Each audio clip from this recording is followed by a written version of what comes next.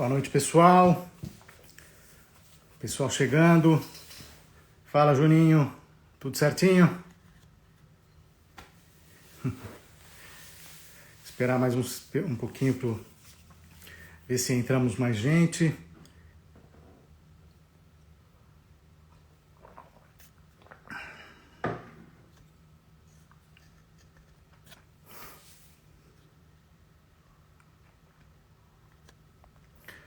O som tá chegando direitinho aí?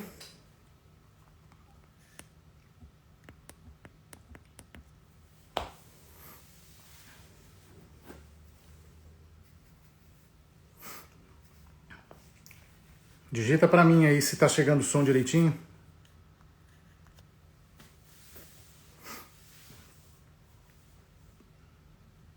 Beleza.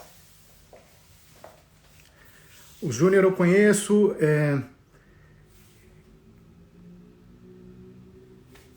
Se o pessoal quiser digitar o nome, porque às vezes tem o nome do perfil não identifica o nome da pessoa, então se quiser digitar o nome para a gente ir batendo papo, eu poder ir chamando pelo nome. Fala, seu Lucas, tudo certo? Prazer ter você aqui, rapaz.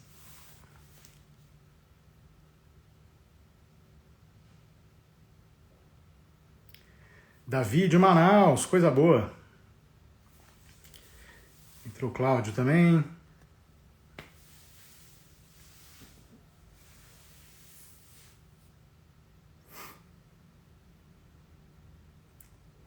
Salve, professor! Daqui a pouco estamos juntos na oficina de música, né? Aqui em Curitiba.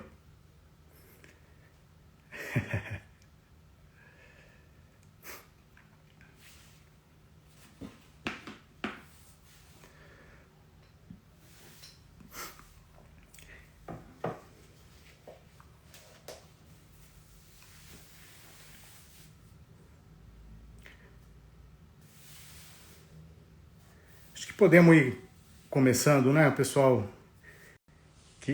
Oi, Grazi. Tudo certo? Chegando a Grazi também, super cantora aqui de Curitiba. Então, Cláudio, a oficina ela vai acontecer em julho. Era para ter acontecido em janeiro, e como a gente teve uma onda muito forte por causa da Omicron, a prefeitura decidiu adiar a oficina que aconteceria em janeiro, e a gente vai estar em julho, a partir do começo de julho, final de junho, começo de julho, a gente vai estar com a nossa querida oficina de música, dessa vez numa versão inverno. Então todos super bem-vindos. Afonso, querido Afonso.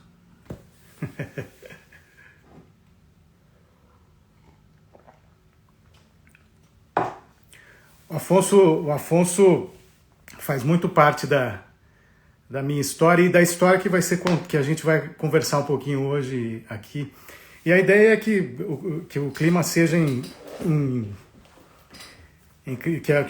que esse workshop, na verdade eu tive que colocar um nome nesse evento, coloquei como workshop, mas mais do que isso, gostaria que a gente levasse isso como um bate-papo e eventualmente eu posso convidar alguém aqui para conversar comigo, mas participem colocando os comentários, perguntas, fiquem à vontade para perguntar. Eu gostaria que realmente tivesse um caráter não de aula, não uma coisa acadêmica, catedrática, mas sim de bate-papo, e mais do que informações técnicas, vou trazer algumas informações técnicas que eu vi que tem pessoal instrumentista, músicos, arranjadores, mas eu vou trazer alguns dados históricos e algumas reflexões também, né? Algumas reflexões a partir desse assunto, desse tema, que é algo que permeia minha vida musical desde que eu comecei, na verdade, né? Como músico, essa questão do arranjo sempre foi muito forte. E o arranjo para as cordas brasileiras, para as quais eu me dedico a pesquisar e conhecer, e tenho o grupo, a Orquestra Base de Corda que eu dirijo, ela tem fundamentalmente essa instrumentação que a gente chama de cordas brasileiras. Então a gente vai conversar sobre isso, sobre as reflexões que foram me ocorrendo ao longo da minha carreira na direção do grupo e enfim, em toda a minha atuação como músico, né? Então eu vou compartilhar aqui com vocês algumas informações. Vamos começando então.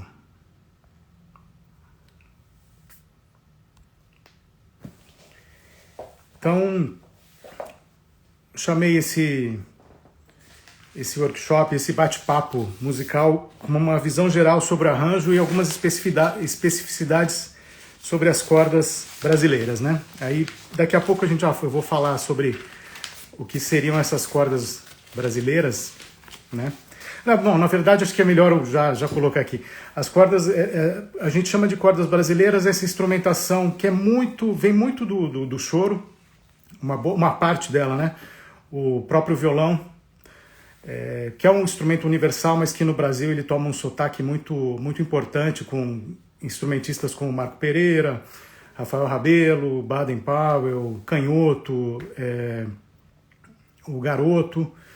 Então é um instrumento que tem uma sonoridade e uma expressividade, uma possibilidade de expressividade da nossa música muito grande, né? Então o violão, o bandolim, consagrado pelo Jacó do Bandolim, instrumento consagrado pelo Jacó do Bandolim, o cavaquinho, todos esses instrumentos, o violão 7 cordas, da forma como ele é tocado no samba, no choro, eles adquirem uma personalidade muito forte que a gente pode chamar de cordas brasileiras, né? A forma como eles são tocados. Existe bandolim fora do Brasil, existe o cavaquinho, os parentes do cavaquinho, né? O ukelele, que são instrumentos universais, mas que no Brasil eles tomam, com o formato de cavaquinho, ele tomam um sotaque muito característico, né? Então são instrumentos que possibilitam expressar o pensamento musical brasileiro de uma forma muito efetiva, né? E saindo um pouco do universo do choro, tem a viola caipira, que faz parte desse universo também, e a viola também, com seus parentes fora do país. No Brasil ela toma uma dimensão, uma importância muito forte, e a gente mistura tudo isso e chama... Eu gosto de usar o termo cordas brasileiras por causa disso, né? Por causa dessa possibilidade de expressão das ideias musicais do Brasil por meio desses instrumentos.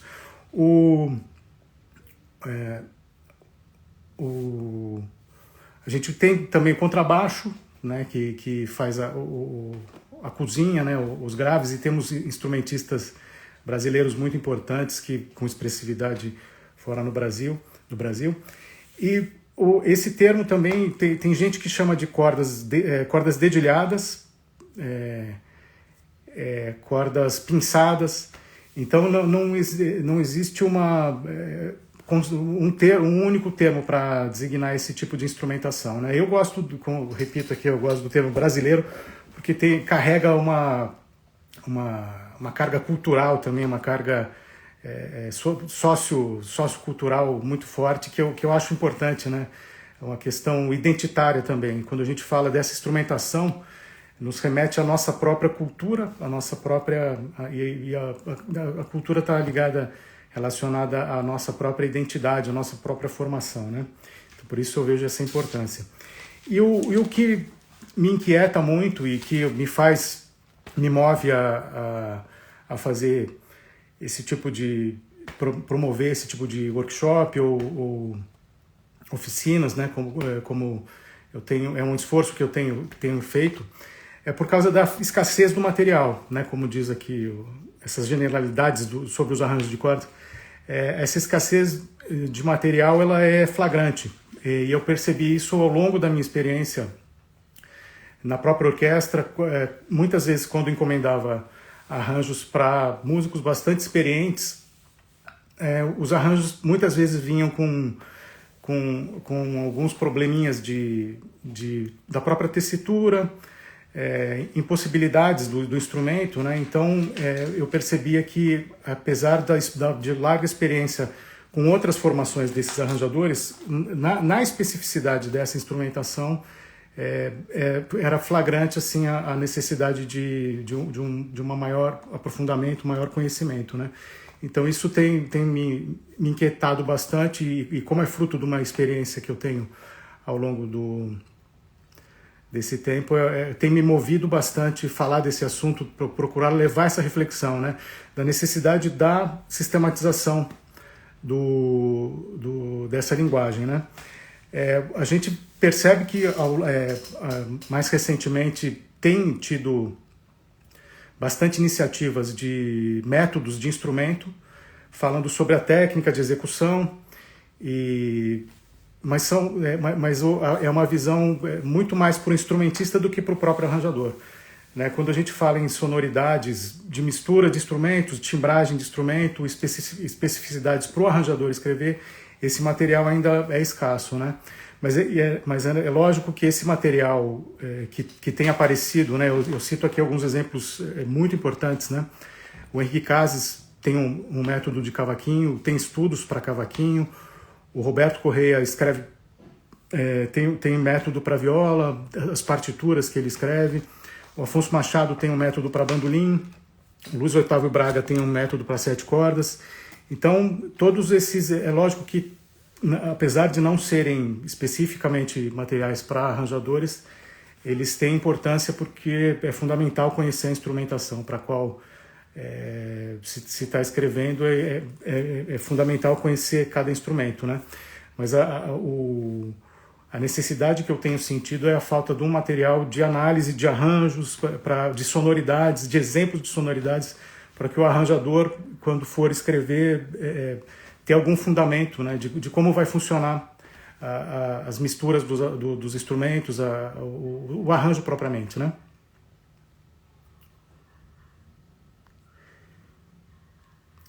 Vou seguir compartilhando aqui mais algumas generalidades.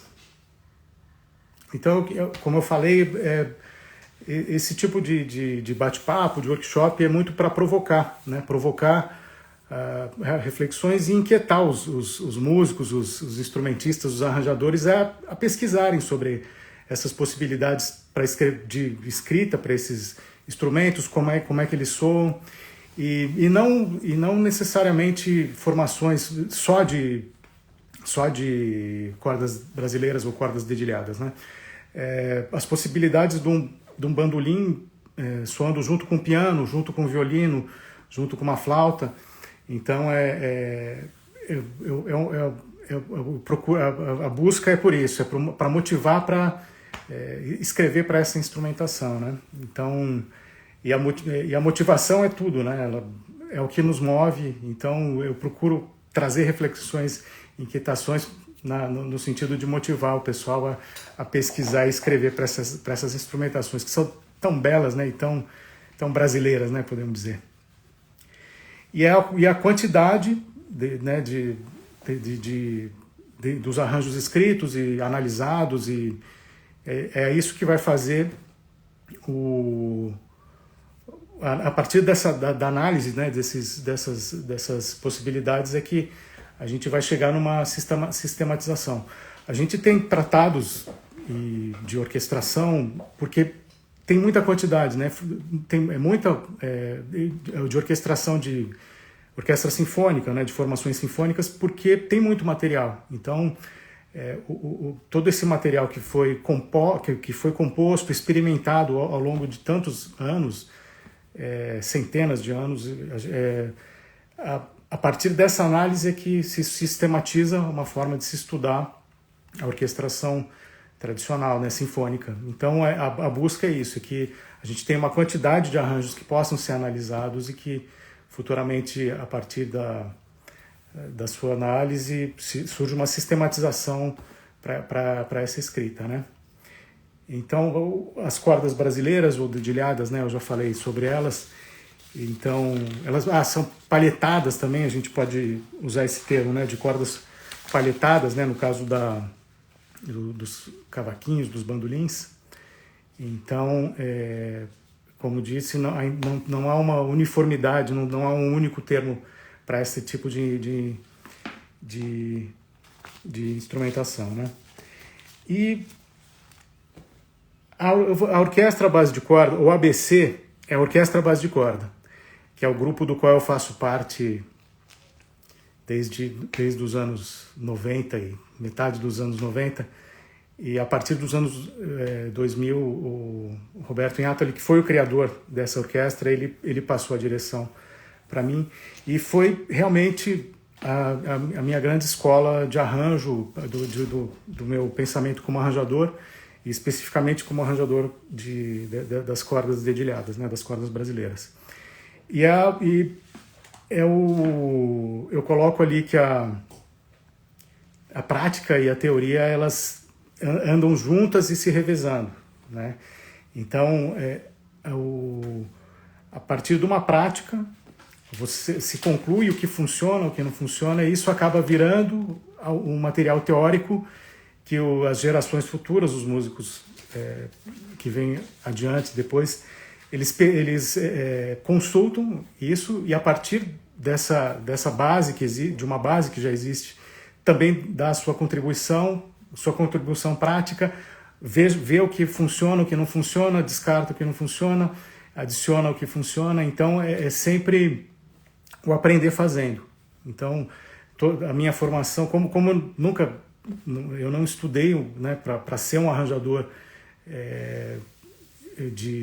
dessa formação, e não tinha material, né? A gente não tinha muito material para consultar. A gente estuda em materiais de orquestração de outras formações, traz analogias, vai fazendo descobertas, mas é um caminho sempre do fazer. A teoria, ela só existe porque existe uma prática, né, que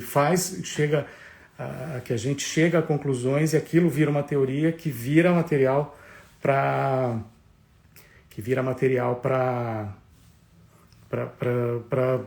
novas experimentações, novas consultas, né? Então, como eu enxergo né, assim, a minha observação ao longo do tempo, a forma como eu enxergo como começou essa história de pensar ter um pensamento mais camerístico, mais pensar como arranjador mesmo. Eu vou colocar alguns CDs que eu entendo que podem traçar um pouco do caminho que é essa escrita, né? Porque, na verdade, assim, o bandolim, o cavaquinho, o violão, 7 cordas, como eles são usados de uma forma muito espontânea no fazer do choro, especificamente do samba, me parece que a partir de um certo momento começa a se pensar em escrever especificamente para esses instrumentos, e não simplesmente um fazer simplesmente espontâneo, vamos sentar e tocar, né? Então eu vou trazer aqui alguns discos, né? Na verdade, quando foram gravados alguns discos que para mim foram um guia, né, dessa realização. Então, aqui um disco que eu acho bastante importante é esse aqui. Salve, Vagnão, tudo certo? Wagner é nosso baixista da orquestra, e ele vai estar num workshop na sexta-feira, né, Wagner? Estaremos juntos aí. Então, esse disco Vibrações é um disco fundamental no choro, e já tem um indício de uma forma de pensar, né? O choro com arranjo. Não é simplesmente senta e toca, sai tocando do começo ao fim. Dá para perceber o Lucas entende do que eu estou falando, né? É um marco na história do choro pela forma como começa a se pensar o choro, com uma introdução diferente, climas diferentes dentro do próprio choro. Não é uma coisa de tocar do princípio ao fim espontaneamente, né? Dá para perceber que tem um pensamento, tem umas dobras de violões lindas, então já tem um pensamento camerístico, né, do próprio Jacó do Bandolim, e acredito que muito desse pensamento do Jacó vem do convívio com o Radamés Inátali, que é outro personagem que eu vou colocar aqui outro CD, outro disco bastante importante. O Wagner me corrigiu, na segunda que vem. Sexta-feira é o Júnior, né, Juninho? Então, esse disco aqui já tem outra forma de pensar. No meu entender, essa é uma visão muito particular de uma observação não acadêmica, não de pesquisador aprofundado na academia, mas da vivência, né? Da minha vivência, né? Então, esse disco já tem o dedo do Radamés Inátali, que eu citei agora há pouco. A gente percebe bem o pensamento do arranjador, escrevendo vozes, contracantos, contrapontos. E esse disco está muito relacionado à história do Joel Nascimento também, que é um bandolinista super importante para a nossa história, que todo mundo do meio do choro conhece. Ele pediu ao Radamés para transcrever uma peça que é a Suíte Retratos, que originalmente foi escrita para orquestra de cordas e mais um regional, violões, pandeiro, cavaquinho e o bandolim solista. O Radamés escreveu originalmente essa peça para orquestra de cordas e regional, e homenageando o que o Radamés julgavam serem 4 pilares da música brasileira, né, que eram o Pixinguinha, o Ernesto Nazaré, o Anacleto de Medeiros e a Chiquinha Gonzaga. Então ele escreve essa peça e o Joel ele se encanta pela peça e sente dificuldade de executá-la em função dessa formação, de ser difícil tocar com uma orquestra, de criar essa situação de poder solar com uma orquestra de cordas. Então ele pede ao Radamés que escreva uma versão para violão, violoncete, cavaquinho. Então, nessa redução que o Radamés faz, tem como uma transcrição da obra dele mesmo, mas de uma formação orquestral, a gente percebe que o raciocínio do Chorão começa a mudar e pensar realmente como arranjador, com essas possibilidades de sonoridade, além, né, de se tocar numa roda de choro, numa roda de samba, né? Então, um disco fundamental também nessa história, a meu ver.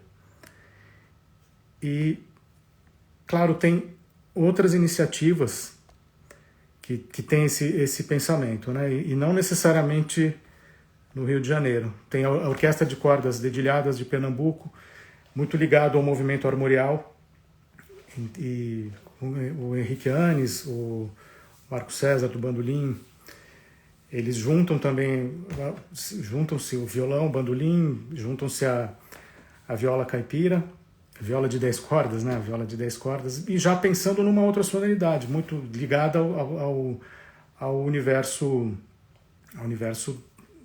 do Recife, de Pernambuco, né? Mais ligado às coisas do Nordeste. Então é outra possibilidade de sonoridade usando essa instrumentação. Um trabalho super lindo que quem não conhece vale a pena.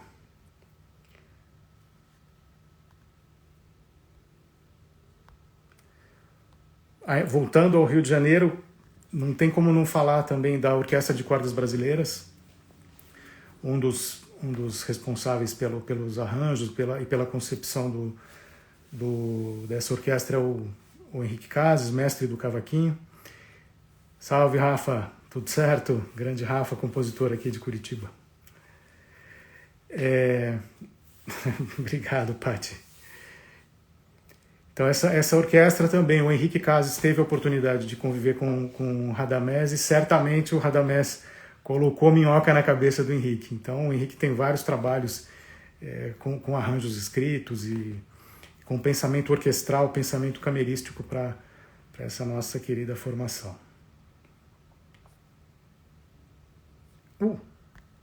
Apertei errado aqui.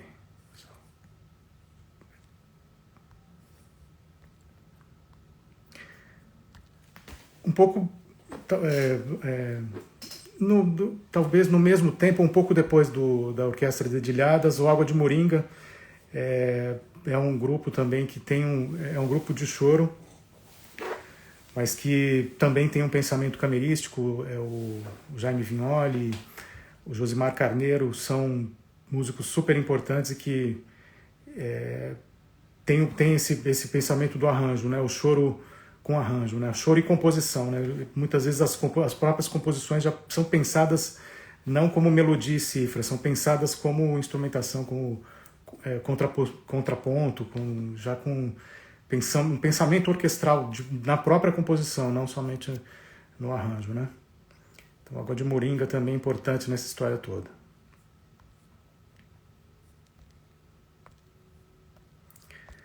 O Galo Preto, que é também o Afonso Machado, que eu já citei, que tem um método para bandolim, ele também lidera o Galo Preto. E esse CD, eu não sei exatamente de quando mas enfim, são mais de 30 anos pensando a música dessa forma, né? Pensando o choro de uma forma mais camerística, né?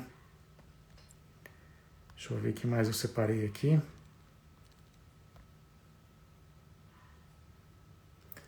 Ah, sim. E finalmente, isso tudo misturado ao longo da minha trajetória musical acaba inevitavelmente desaguando essa música toda, desaguando na orquestra base de corda.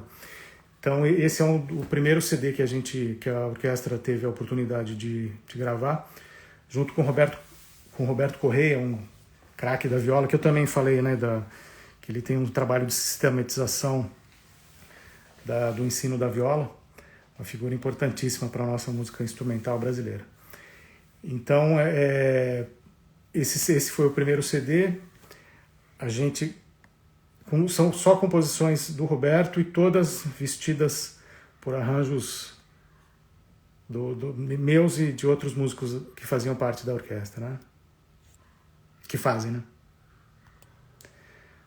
A gente gravou um CD também só de composições. É o nosso som. Esse CD é instrumental também. E são composições de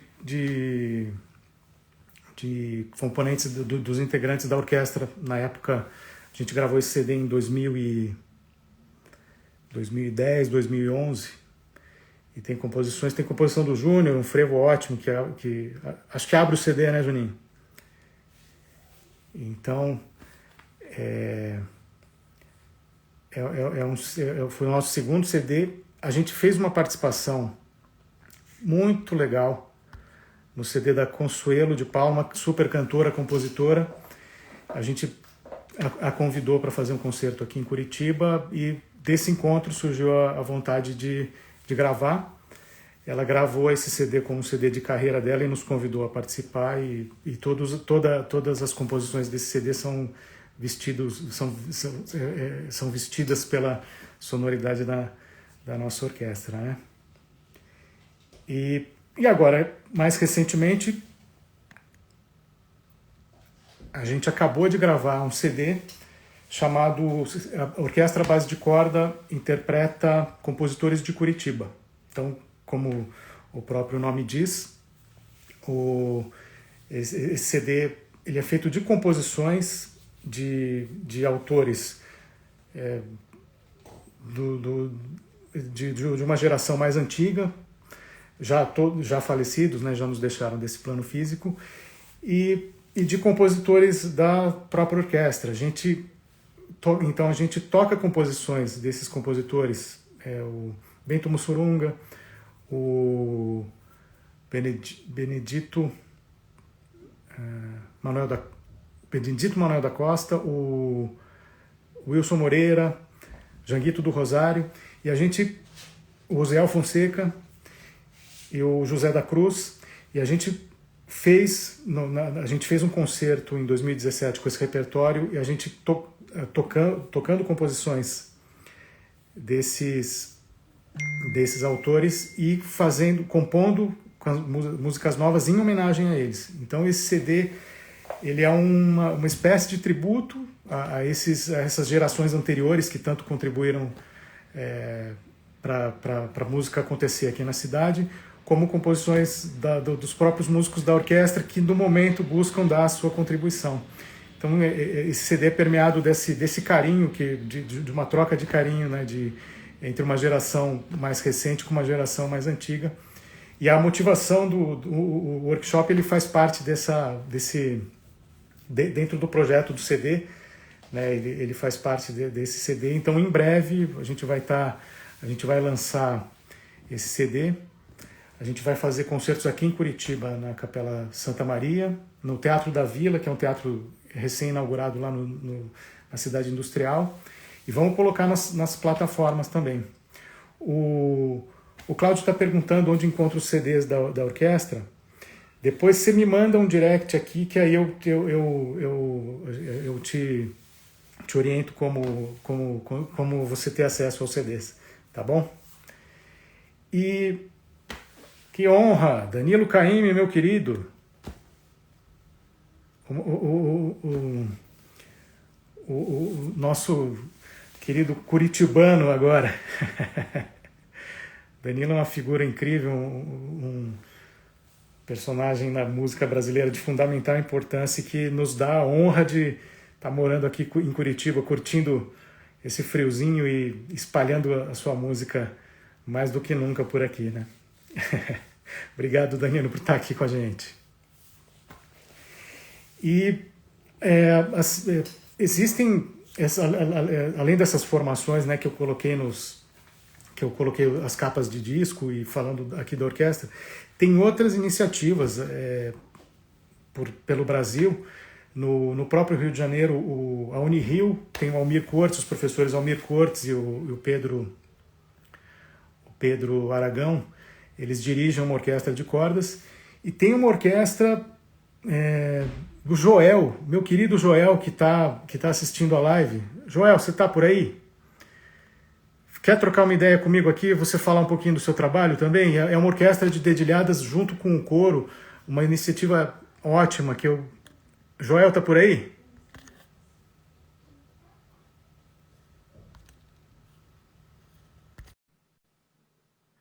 Joel, Opa! olha aí! Vou mudar a câmera aqui. Opa! E aí, João, tudo Rapaz! beleza? Joia? Agora tá melhor.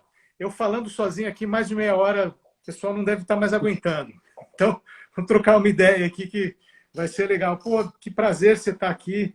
O Joel, a gente se conheceu na oficina de música virtual do ano passado, né, Joel? Isso. E aí, quando o Joel me falou, eu tenho uma orquestra lá que eu dirijo, eu fiquei muito tocado, muito feliz, muito emocionado e que prazer você estar aqui com a gente. E eu queria que você falasse um pouco desse trabalho. É um trabalho lindo são adolescentes, não são mais crianças, né? São adolescentes e você Crianças faz e essa direção. adolescentes. Crianças também, né? Então, fala um pouquinho pra gente. Tá. Bom, eu sou de Catalão, Goiás, e a gente tem um trabalho aqui, um projeto social que ensina música para crianças e adolescentes na faixa de 7 a 17 anos. E com esse grupo de alunos, a gente forma uma orquestra que a gente chama de cordas dedilhadas, que é bem nesse formato que você está falando. A nossa instrumentação atual é cavaquinho, a gente trabalha geralmente com 3 naipes de violões, né? Mais a viola caipira, o baixolão e o coral, né? O violão, a galera toda aqui é formada em violão erudito, né? A nossa formação vem daí. Mas a gente vai pendendo para outros instrumentos, né? Eu cheguei a mencionar aqui o Rafael Milhomem, que é o cara que é o referencial no cavaquinho atualmente, assim, pelo menos para nós aqui na região, né? Ele faz um trabalho muito legal com um cavaquinho polifônico, defendeu o mestrado nessa linha. E Legal. a ideia é basicamente não usar o cavaquinho só para o choro, é trazer o cavaquinho para outros gêneros Isso. musicais. E aí ele faz um trabalho fantástico. A gente tem aqui o Roberto Segantini, que é professor de viola caipira, pesquisador na área. formado em violão também. Tem um rapaz que acabou de entrar aqui, que é o Daniel Pires, é formado em violão, também nosso professor lá. E a gente tem o pessoal do coral. Você já percebeu que o outro instrumento que eu toco é a guitarra, né? A guitarra, por enquanto, não tá na orquestra, né? Mas...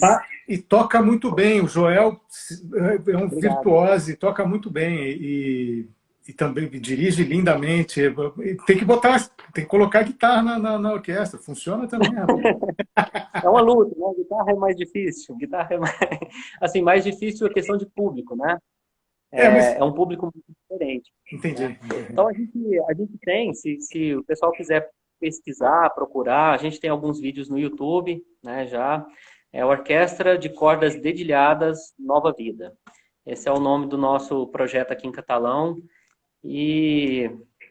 Tá ligado demais, né? Você está mostrando outros trabalhos que eu não conhecia. Eu conheci a sua, né, na oficina, e conheci a do Pernambuco, né? Uhum. E aí, se mostrando do outro aqui, foi muito legal, porque eu não conhecia ainda.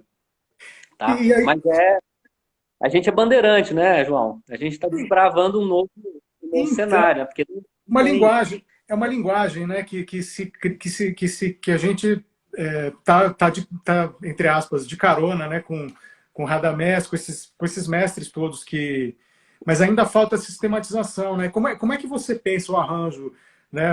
A gente não chegou a conversar na oficina que a gente fez aqui, estou tendo uma super oportunidade. Como é que é a história de você escrever para sua orquestra? É você que escreve? Tem outros arranjadores?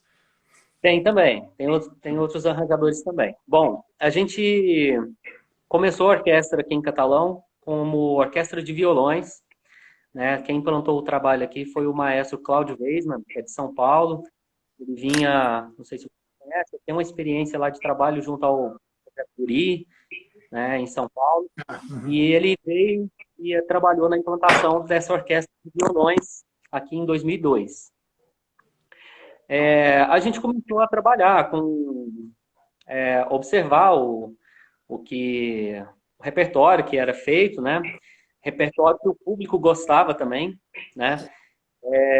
E a gente começou a escrever. Uma coisa que a gente busca, eu acho que é uma identidade hoje do nosso grupo, eu não sei se os demais trabalham assim, mas é que a gente tenta fazer a linha melódica caminhar entre os instrumentos da orquestra, sabe? Não ficar só com o instrumento. A gente percebia isso desde lá da orquestra de cordas de violões, né? Aliás, orquestra de violões.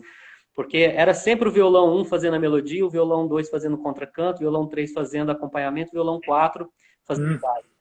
Era cansativo para os instrumentistas, né, do violão 4 ficar só na linha de baixo. Então, às vezes o menino, né, porque a gente trabalha com criança e adolescente, é um projeto de formação.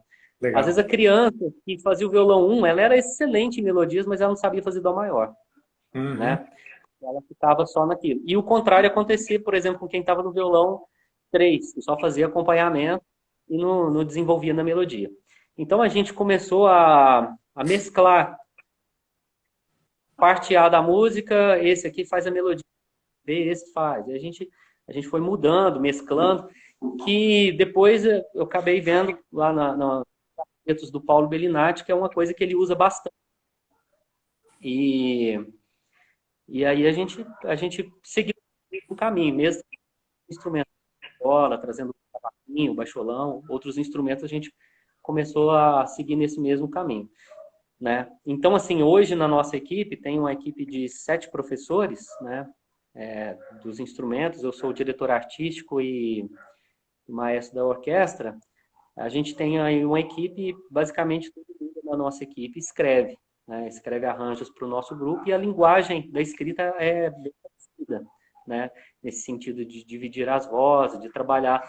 Também a gente pode trabalhar diferentes texturas, né? Do lance da corda de aço com a corda de nylon, pode criar clipes diferentes aí, né? Com isso. E, bom, é isso aí.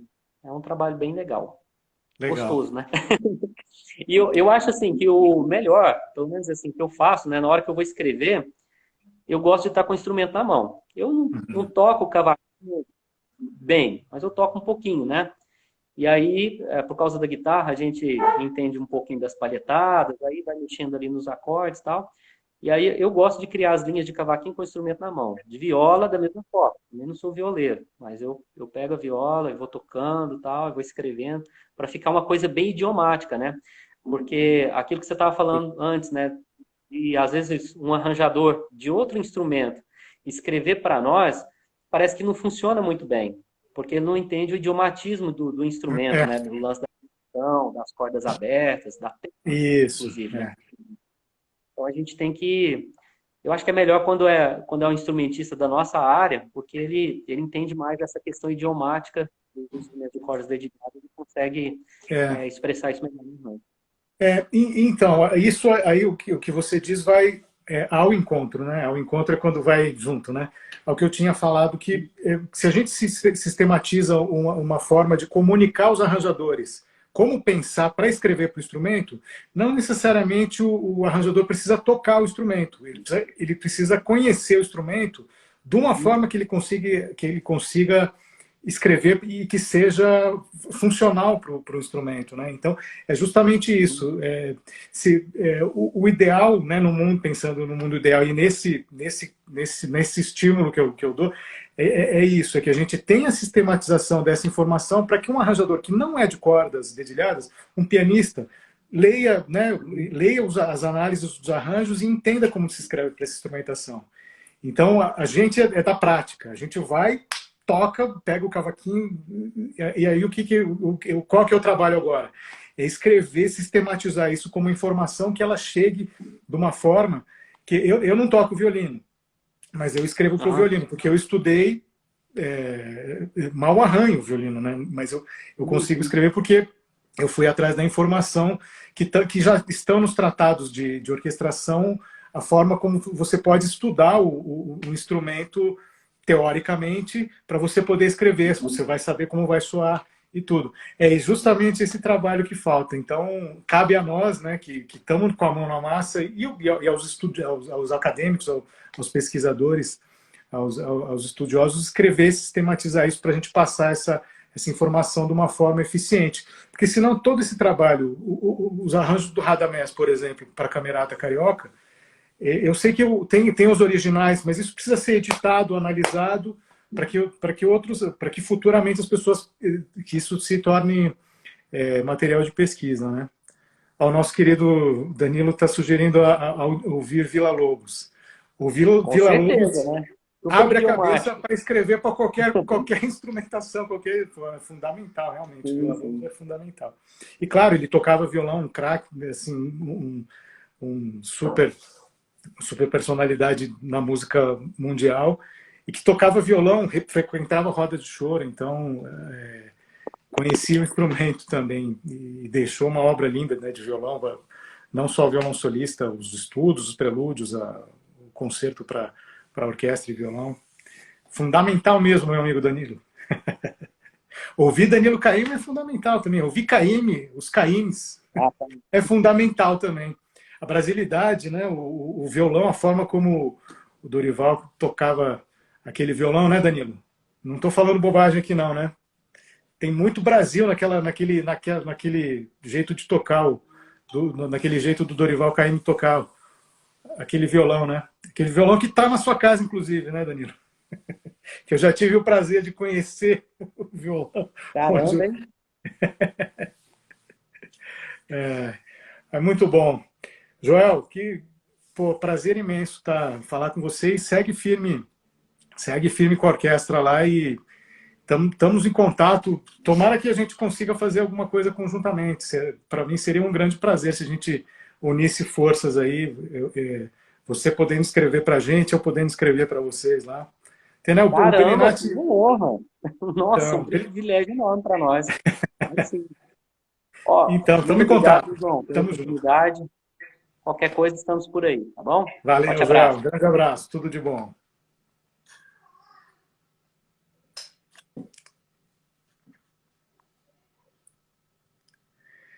Eu acho que tem algumas perguntas aqui, deixa eu ver. Ué. não está aparecendo aqui, mas se vocês quiserem fazer algumas colocações, eu acabei falando aqui, deixei passar algumas observações, algumas perguntas. Se quiserem aproveitar esse finalzinho para a gente conversar, coloca aqui, eu não estou conseguindo acessar as perguntas aqui no...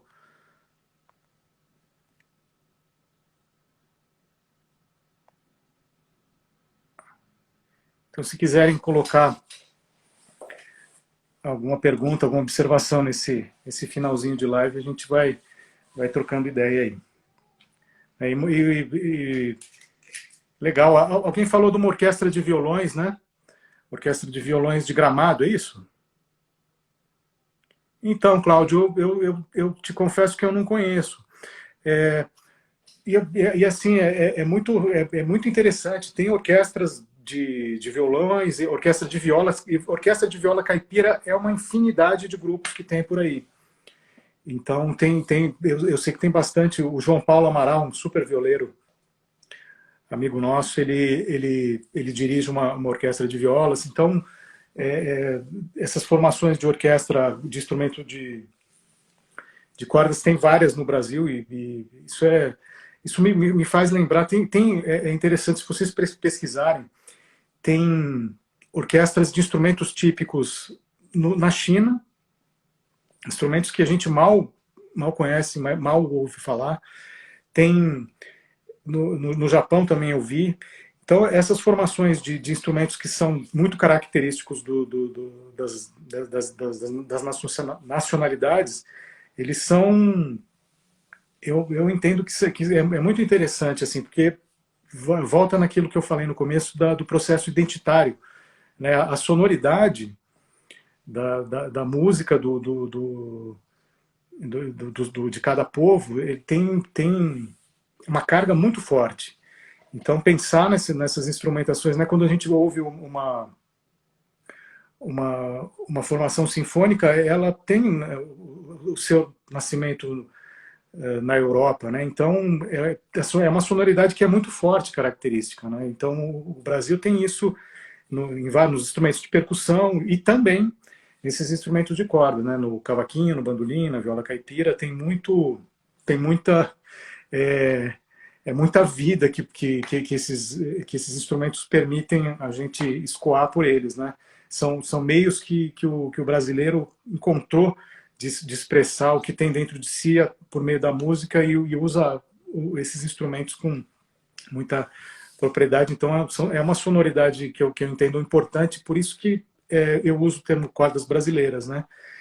Que vem carregado com esse teor cultural, sociocultural, que é muito rico, né? Então,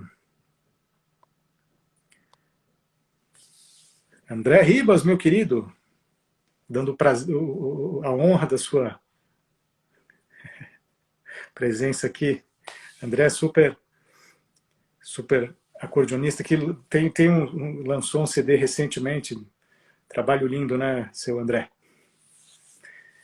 TT, querida TT, tudo bom? TT é nossa fiel escudeira, estava sempre presencialmente nos projetos. Espero que a gente se veja de novo, TT.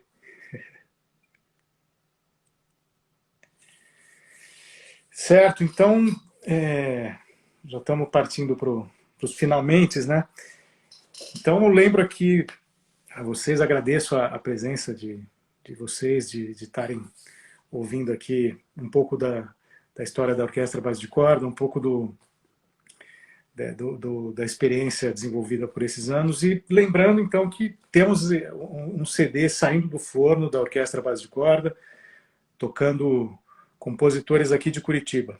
Vai ter choro, tem polca, tem valsa e muita emoção, muita entrega, né? Que são a orquestra tem um histórico de mais de 20 anos e sempre dedicado de muita entrega, pesquisa e entrega para a música, né?